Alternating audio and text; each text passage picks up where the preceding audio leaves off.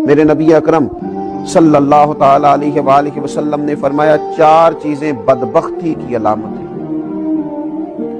एक तो फरमाया कि आंखों का खुश्क हो जाना, कभी भी अल्लाह के खौफ से उनमें आंसुओं का ना आना बदबख्ती की अलामत है।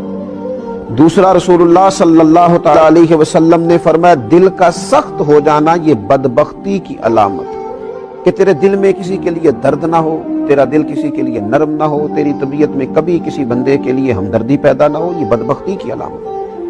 और तीसरे नंबर पर नबी पाक सल्लल्लाहु ताला अलैहि वसल्लम ने फरमाया, दुनिया की हिरस में लग जाना, लालच पैदा कर लेना, हवस पैदा कर लेना, मैं कैसे कुछ ज्यादा से ज्यादा माल इकट्ठा कर सकता हूं, ये बदबख्ती की अलामत है। ये देखिए ये किस तरह के रूहानी अमराज हैं जो बंदों को जकड़ लेते हैं और उनकी रूहानी जिंदगी को बर्बाद करते हैं।